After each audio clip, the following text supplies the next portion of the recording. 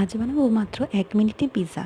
এখানে নিয়ে নিয়েছি মজারেলা শ্রেড চিজ আর নিয়ে নিয়েছি কিছু সবজি যেমন ক্যাপসিকাম, পেঁয়াজ আর ছিল এর মধ্যে টমেটো। আর এখানে একটা সস বানিয়ে নিয়েছিলাম, পিৎজা সস। এটা আপনারা রেডিমেডও কিনতে পারেন, বাড়িতেও বানাতে পারেন। তো আমি প্রথমে পিৎজা ব্রেডের ওপরে পিৎজা সসটা দিয়ে দিলাম, তার উপরে একে একে সমস্ত সবজি খুব সুন্দর করে সাজিয়ে দিলাম। সাজিয়ে দিয়ে বেশ ভর্তি ভর্তি করে দিয়েছিলাম, তো যত বেশি দেওয়া যায় তত ভালো লাগে। এবারে আমি এর মধ্যে দিয়ে দেবো বেশ কিছুটা মজারেলা চিজ। এই চিজটাই হলো পিৎজার যে কোনো জিনিসের হচ্ছে মেন জিনিস তো অবশ্যই চিজ।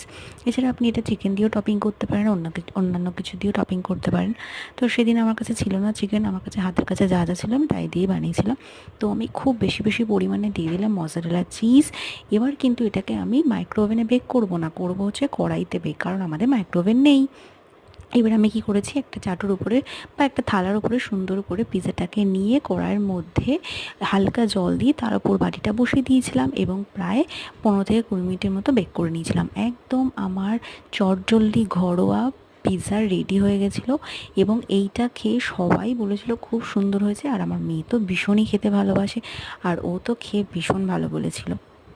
আপনারাও কিন্তু কম সময় এইভাবে পিৎজা বানিয়ে নিতে পারেন। আর এটাকে আমি কেটে কেটে সার্ভ করে নিয়েছিলাম, আর খেতে তো দুর্দান্ত হয়েছিল। Thanks for watching.